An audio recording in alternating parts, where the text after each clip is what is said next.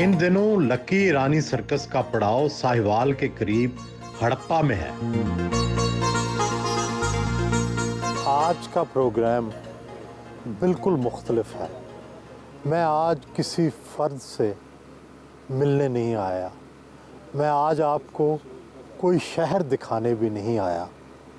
मैं आज एक ऐसी जगह आया हूँ जहाँ इंसानों और जानवरों के तालमेल से एक नई दुनिया बनती है, जहाँ इंसानों और जानवरों के तल्लुक़ से एक दूसरे के रब्तो ज़ब्त से खेल खेला जाता है, जिसे सर्कस कहते हैं। ये कोई बेहिस मशीनों की फैक्ट्री नहीं है। यहाँ जानदार और जज्बात रखने वाले इंसानों हैवान आपस में बेहतरीन सलाहियतों का मुज़ाहरा करते हुए लोगों को महसूस करते हैं।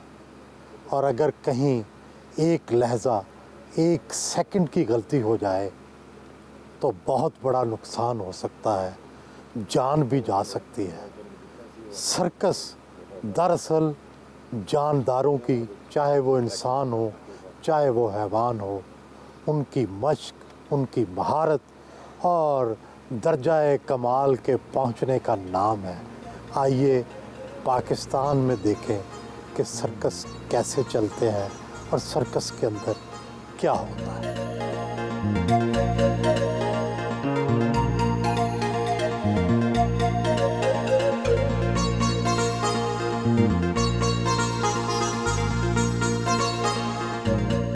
सर्कस इंतज़ामिया ने पुरतपाक इस्तकबाल किया।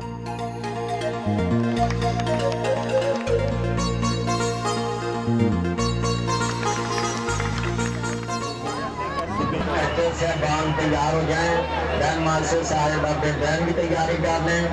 लगी ईरानी सर्कस के तमाम बैंड शो शुरू कर दिया जाएगा। तमाम एक्टर से बांध तैयार हो जाएं, बैन मास्टर साहब अपने बैन की तैयारी कर लें। लगी ईरानी सर्कस के तमाम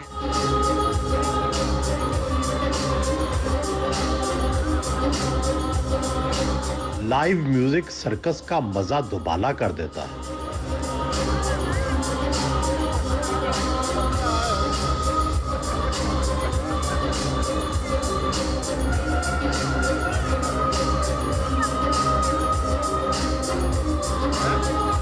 छोटे कद के पोनी घोड़ों ने रिंग का चक्कर लगाकर आवाम को महसूस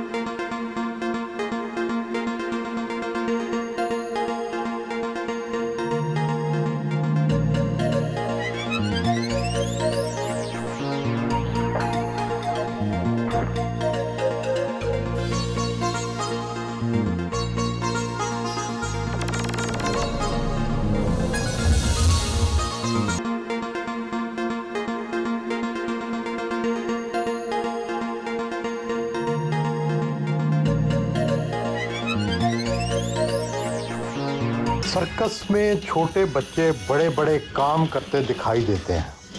साइंस के मुताबिक इंसानी दांतों का एनेमल हड्डियों से भी ज्यादा मजबूत होता है। छोटी बच्चियों ने दांतों में रस्सा थामकर हवा में करतब का मुजाहरा किया। इसी सर्कस में एक बार यही करतब दिखाते हुए एक फनकार के दांत भी निकल गए।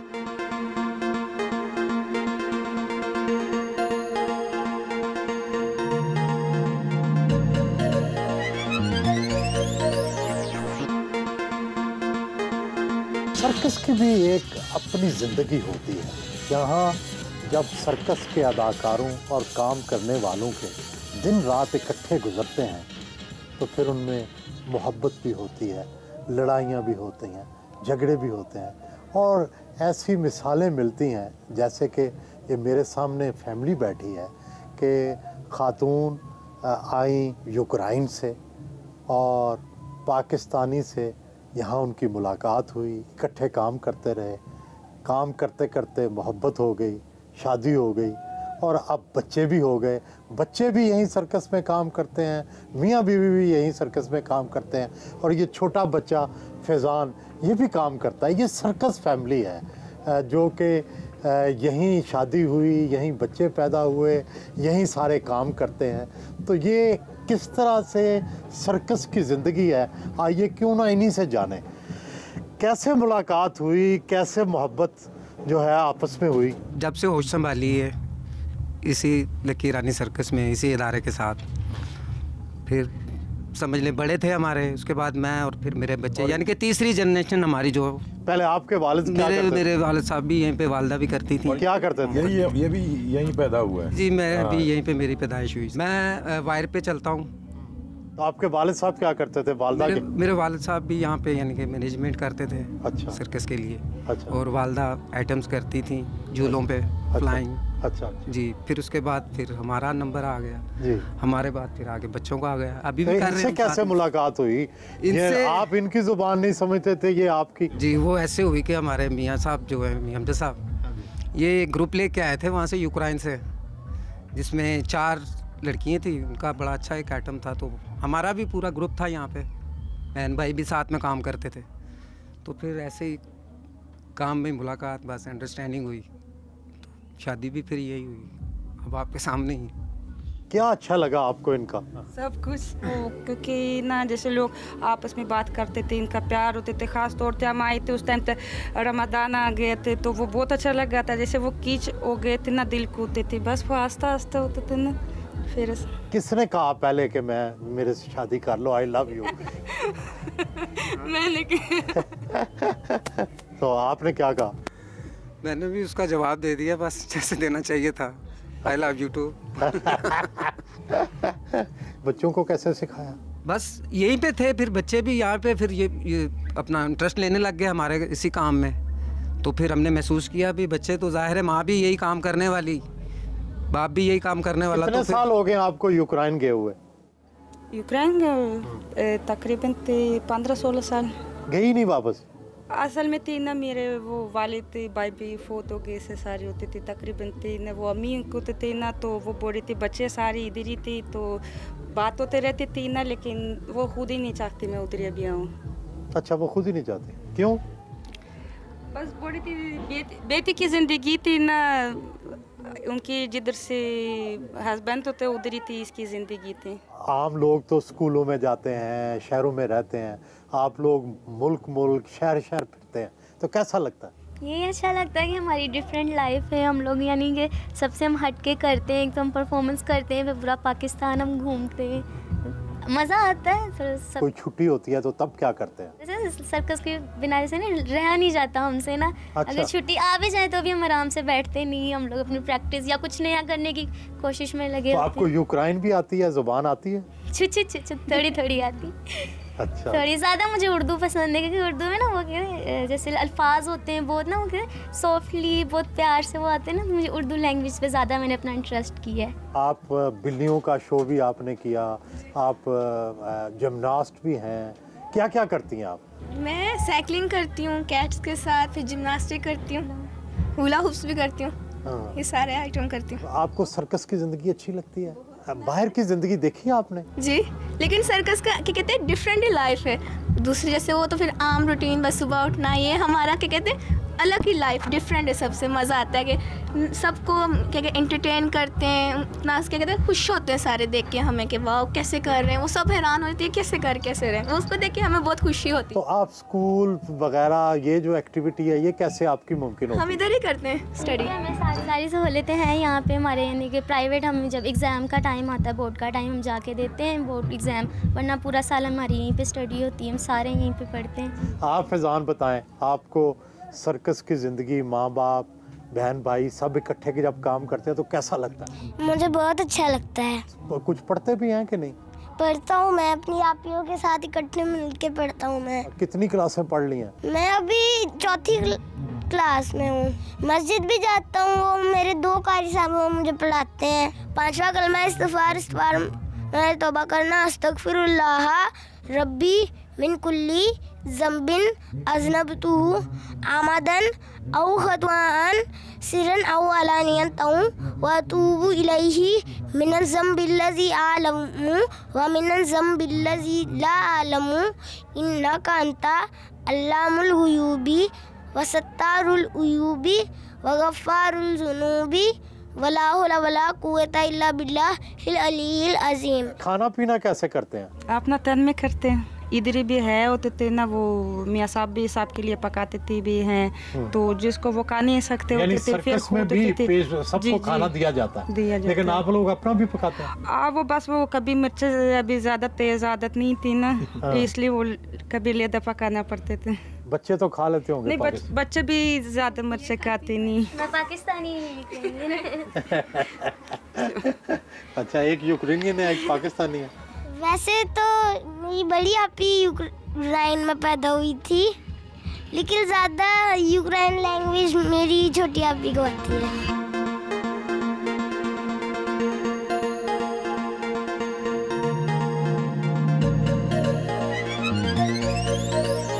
एक्रोबैट नवीद ने अपनी बीवी और बेटी के साथ मिलकर वॉकिंग वायर आइटम पेश किया। इस आइटम में पाँव की हरकत से वजन को कंट्रोल किया जाता है। टखने का इसमें सबसे अहम किरदार होता है। फिजा ने रस्से पर साइकिलिंग करके अपने फन का मुजाहरा किया।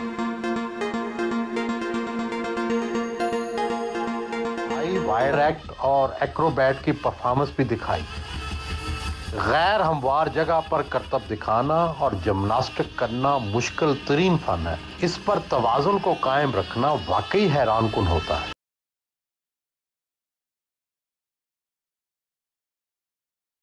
नन्हे फैजान ने स्पाइडरमैन का कॉस्ट्यूम पहनकर दिल फरेब करतब दिखाए।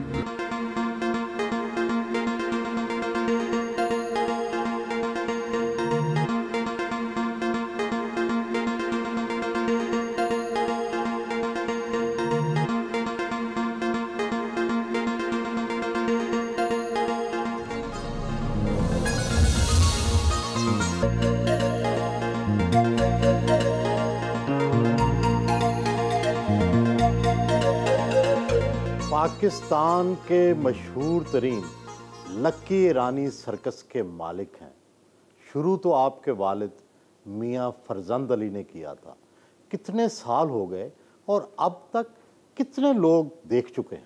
ये जी 1969 में वाले साहब ने स्टार्ट किया था और अभी लगभग कोई 50 साल तो हो गए। और बाकी व्यूअर्स जो हैं जी वो तो करोड़ों हैं। और हमारा आप देखें कि पर एनम जो आ रही है इसमें नंबर्स वो मोर देन मिलियन के करीब है। तो इट मीन्स फिर तो ये कुछ 4-4.5 करोड़ बंदा जो है ये कम से कम अभी तक उसे देख चुका है। 4 साल का बच्चा है और चाहे कोई 80 साल का बुज़ुर्ग है, सारे अल्हम्दुलिल्लाह आते हैं बिकॉज ये हमारी टोटल फैमिली एंटरटेनमेंट है ओरिएंटेड और इसमें कोई इनलीगल इमोरल एक्टिविटी नहीं है। लोग इतने ज़्यादा हमें ईमेल्स और खतूत और टेलीफोन कॉल्स आती हैं जो हमारे 3 बंदे सिर्फ टेलीफोन कॉल्स सुनने के लिए होते हैं कि जी आप हमारे शहर कब आ रहे हैं, हमारे शहर कब आ रहे हैं। तो अल्हम्दुलिल्लाह क्योंकि लाइव एंटरटेनमेंट आपको पता है पाकिस्तान में है ही नहीं है और एक हेल्दी और पॉजिटिव अगर एंटरटेनमेंट मिले और उनके डोर स्टेप पे जाके और उन एरियाज़ में वड़ाई साहब के जहाँ आप यकीन करें माशाल्लाह आप तो बहुत ज़्यादा अवेयर हैं सारे, आपको नाम तक नहीं उन एरियाज़ के आते होंगे। वो रिमोट एरियाज़ में हम जाते हैं और तकरीबन 400-350 बंदा लेके और विद 40 ट्रक्स और वहाँ जाके मूव होना और एक छोटा सा आप समझ लें एक विलेज जाके हम डेवलप कर देते हैं वहाँ जाके। और हम इसी में हम एक स्टैटिक सर्कस लेके आ रहे हैं पाकिस्तान में, पहला स्टैटिक सर्कस। स्टैटिक सर्कस का मतलब है वो एक ही जगह होगा? वो एक ही जगह पे होगा और लाहौर बेस्ड हम कर रहे हैं। फिर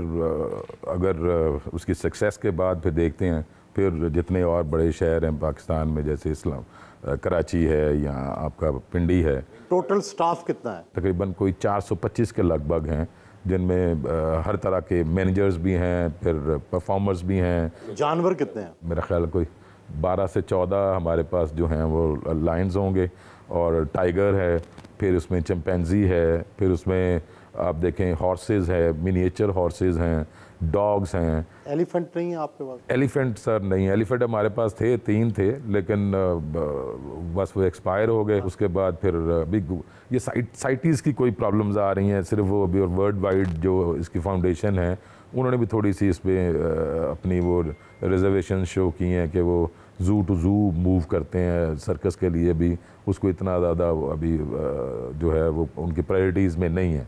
तो ये इसकी वजह से एलिफेंट नहीं है, लेकिन we are very much trying कि उसको किसी तरीके से उसको इंपोर्ट किया जाए। हाथी कितने का मिल जाता है वैसे? मेरा ख्याल है कोई $1,10,000 और $1,20,000 में। कहाँ से मिलता है ज़्यादा? अफ्रीका से क्या?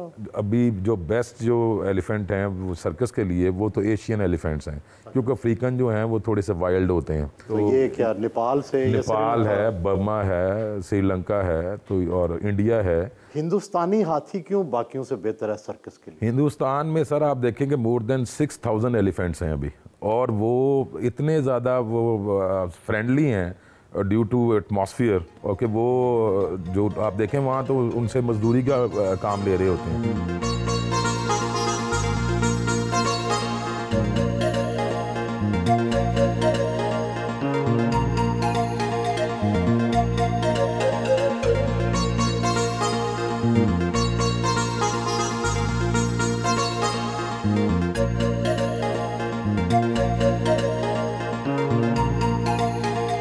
लकी ईरानी सर्कस जल्द स्टैटिक सर्कस शुरू करने जा रही है, इस हवाले से ब्रीफिंग दी गई।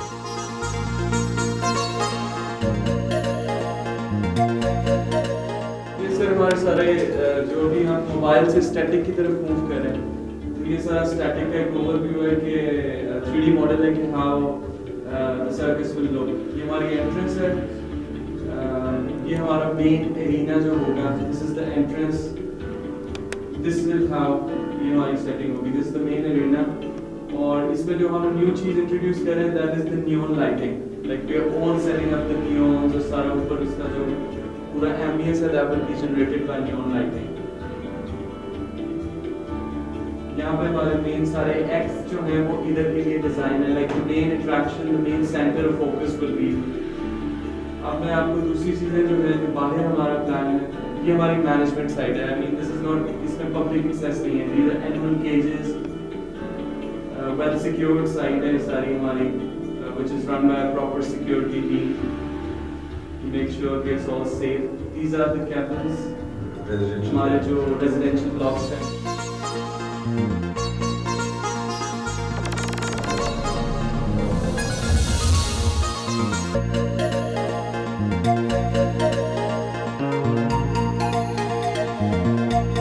सर्कस का पंडाल सजाने के लिए 35 मन रस्सा और 5,000 गज कपड़ा इस्तेमाल किया जाता है।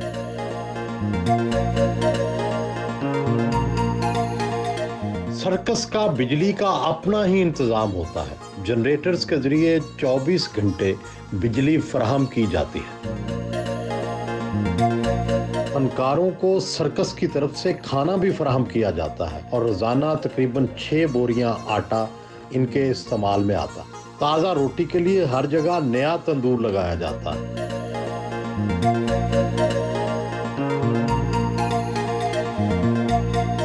सर्कस में इस्तेमाल होने वाली तकरीबन तमाम अशिया इसकी वर्कशॉप में तैयार की जाती हैं।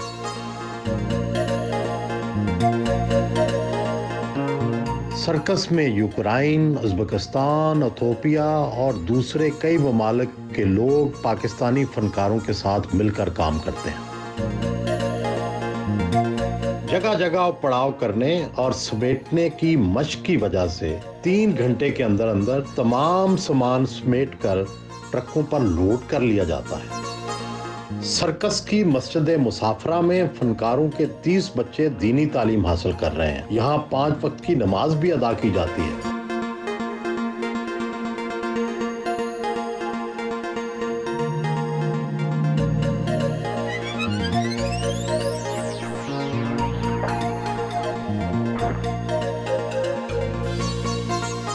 जानवरों को सिधाना भी एक फन है। मुख्तलिफ अक़साम के कुत्तों के साथ डॉग शो भी दिखाया गया।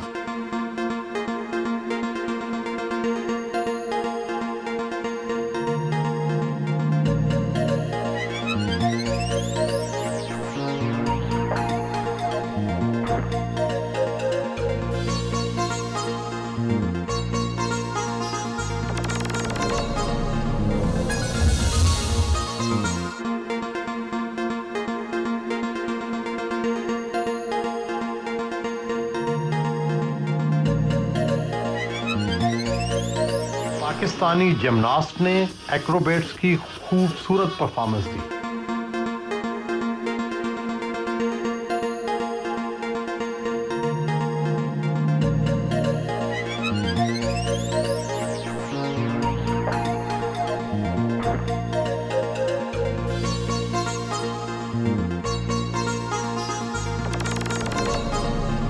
जिम्नास्टिक में तो बड़ा तवाज़ुन रखना पड़ता है, बैलेंस रखना पड़ता है। तो क्या ये सीखा आपने या अब भी प्रैक्टिस करनी पड़ती है? सीखा बचपन से।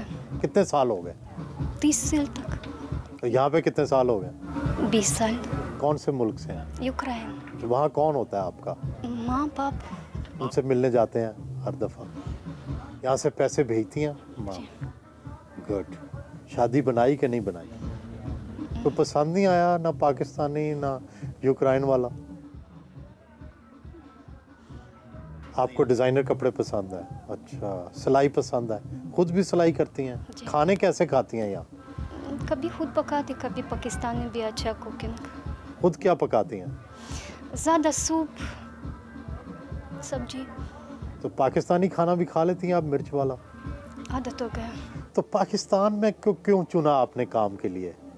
आप तो ये काम वहाँ भी कर सकती थी, कहीं और भी कर सकती थी। यहाँ क्या अच्छा लगा? पाकिस्तान बहुत अच्छा। जब मैं तालीम किया यूक्रेन से तो उधर फेस्टिवल अपने मुल्क में, वहाँ पे मियाँ आया तो उधर कॉन्ट्रैक्ट हम बनाया। पहली दफ़ा इधर आया काम के लिए तो मुझे पसंद आ गया, इसलिए आते जाते। यूक्रेनियन ओलिया ने एरियल सिल्क आइटम पेश किया। इसे दुनिया का खतरनाक तरीन खेल समझा जाता है। इसमें कई बार लोगों की टांगें टूटती हैं और कई बार लोग झुलस भी जाते हैं। ओलिया की भी एक बार टांगें टूट चुकी हैं।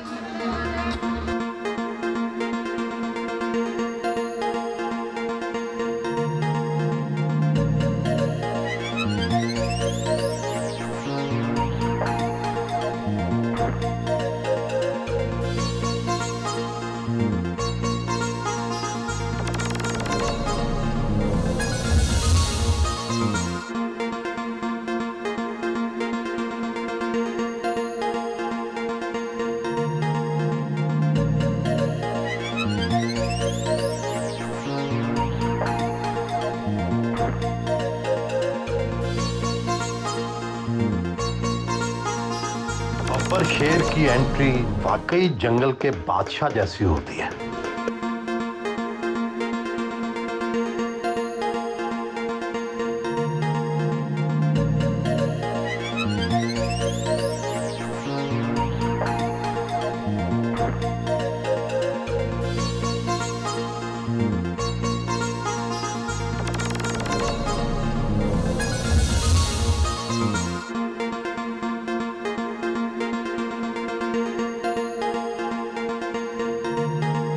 तमाम फनकारों की इंश्योरेंस भी करवाई गई है ताकि किसी भी हादसे की सूरत में उन्हें क्लेम दिया जा सके।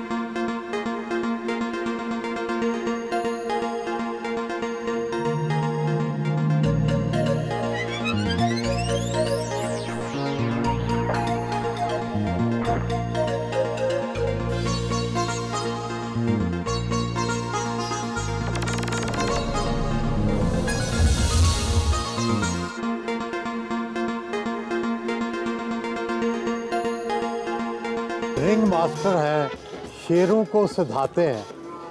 शेर खूनखार तो होता है, डर नहीं लगता? जब इनको ट्रेन करते हैं फर्स्ट टाइम तो उनके साथ हम और वो हमारे साथ मनूस हो जाते हैं। अच्छा। तो वैसे तो शेर है, खूनख्वार है, डर तो लगता है, लेकिन इसको संभालने के लिए थोड़ा गुर्दा रखना पड़ता है, दिलेरी रखनी पड़ती है।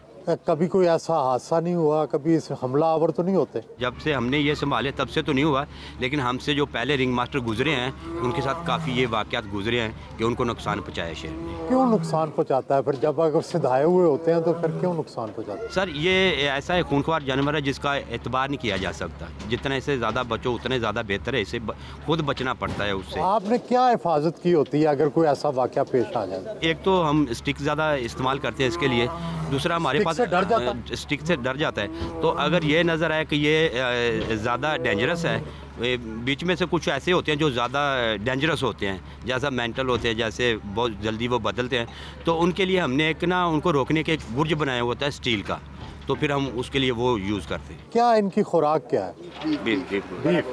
बड़ा इनको सैर कराते हैं? जी, इनको डेली सैर, जैसे हमारा ये रिंग बना हुआ है, तो फर्स्ट टाइम सबसे पहले इनको सैर छोड़ते हैं, ये भागते हैं, वो इनकी एक वर्जिश होती है, वो इनकी एक फिटनेस होती है। तो फर्स्ट टाइम 2 घंटे हम इनको बाहर निकालते हैं, जैसे खेलते हैं कूदते हैं, वो इनकी। आपके सर्कस के जो शेर हैं ये अफ्रीका के जंगलात से आए हैं या यहाँ सर्कस में ही पैदा हुए? ये सर्कस में पैदा हुए हैं, कुछ तो हमने पाकिस्तान से ख़रीदे हैं, कुछ अपनी ब्रीड है। आप खुद अपने शेर जो हैं उनकी ब्रीडिंग कराते हैं? जी, हम अपनी ब्रीडिंग कराते हैं और माशाल्लाह ये हमारे अपने काफ़ी कोई 7-8 शेर हमारे अपनी ब्रीड है। और फिर आगे भी लोगों को देते हैं या सिर्फ सर्कस के लिए? नहीं, सर्कस के लिए इस्तेमाल होते हैं। अगर इजाफी हो जाए, हम समझते हैं कि अब हमें ज़रूरत नहीं है, तो फिर हम आगे किसी को दे देते। कितनी शेर की कीमत है अंदाज़न? तकरीबन 7 लाख है एक बच्चे की। और टाइगर भी ब्रीड करते हैं या नहीं? टाइगर भी ब्रीड करते हैं। अच्छा, कितने टाइगर कितने ब्रीड की हैं? ये मुख्तलिफ हैं, कभी 2 भी देते हैं, कभी 4 भी देते हैं। ये यानी मैक्सिमम 4 तक हमने देखे हैं, ये बच्चे दिए हैं। टाइगर की कितनी कीमत है? टाइगर जो है वो तकरीबन जो है ना वो 16 लाख रुपए का मिलता है एक। आप सर्कस का इंतज़ाम भी संभालते हैं, यहाँ इंतज़ामात भी करते हैं, क्या क्या मुश्किलात पेश आती हैं? पहले तो हमें अक्सर परमिशनों की मुश्किलात पैदा होती है। परमिशन के बाद हमें जगह के बारे में परेशानी आती है और बाकी लोकल एडमिनिस्ट्रेशन उसकी परेशानी आती है। लेकिन अल्लाह का शुक्र है कि हमारे वालिद साहब, मेरे ताया जी मियां फरदान साहब, मेरे वालिद साहब मियां शाह साहब, उनके दौर से ये चलता आ रहा, 69 से चलता आ रहा, 50 साल हो गए हैं। अब पहले हमने अपने बड़ों को देखा, फिर अब खुद ये कर रहे हैं, तो अब हमारे लिए कोई परेशानी आती नहीं, हडल्स हमें कोई फील होती नहीं है। हमें हर मुश्किल को हम आसान समझ के उसको कर लेते हैं अल्लाह के फजल से। फिर भी कोई मुश्किल तरीन लम्हा कब आया, जब इतने सालों से आप देख रहे हैं? कोई मुश्किल तरीन बात बताएं जब बहुत परेशान हुए। 2-3 साल पहले लॉ एंड ऑर्डर की सिचुएशन काफ़ी पैदा हो गई थी और दफ़ा 144 तकरीबन पूरे पंजाब में पैदा हो गई थी। तो उस वजह से हमें कोई 2-4 माह हमें सर्कस समझने लिए बंद करना पड़ा। उस वजह से हमें बड़ी परेशानी होती है क्योंकि हम अपनी सर्कस को बंद नहीं कर सकते। हमारा रोज़ का खर्चा है, हमारी लेबर है, हमारे फ़नकार हैं, हमारा काम चले या ना चले, हमने इनको लंगर भी देना होता है, जानवरों को भी संभालना होता है और इनको अफोर्ड भी करते हैं हम सारा। आप ये बताएँ जी कि आप भी शेर को सदाने के अमल में शामिल हैं, क्या ख़ास शेर की आदत है? मैंने जो फ़ील किया है कि किसी भी चीज़ को आप प्यार से अपनी तरफ माइल कर सकते हैं। कोई भी जानवर है वो आपसे प्यार मांगता है, चाहे वो जानवर है चाहे वो इंसान है, ठीक है। मुझे तो इतना पता है, मैंने तो उनसे प्यार किया और मुझे उनसे प्यार मिल रहा है। नहीं, डरते नहीं हैं आप उनसे? कभी हमलावर हुआ है आप पे शेर? हमलावर तो आज ही हुआ है, जब मैं उसको, आप देख रहे थे, मैं जब उसको खिला रहा था, मीट उसको मैं दे रहा था, तो उसने मुझे थोड़ा सा बाइट कर लिया यहाँ पर आज इसी शो में। लेकिन वो उनका प्यार ही होता है, एक्चुअली वो प्यार ही करते हैं और प्यार के अंदर अंदर बस आपको पता है शेर का प्यार। हमारे जो प्रोप्राइटर है सर्कस के, उनका मैं बहुत दिल से शुक्रगुजार हूँ कि उन्होंने मुझे मेरी फुल सपोर्ट की, उन्होंने मेरा ये शौक़ पूरा किया और स्पेशली उन्होंने ये टीचर मुझे हायर करके दिए जो कि थाईलैंड से बिलोंग करते हैं, ठीक है। और ये डे बाई डे मुझे काफ़ी टीच कर रहे हैं, जैसे कि आप देख चुके हैं परफॉर्म में।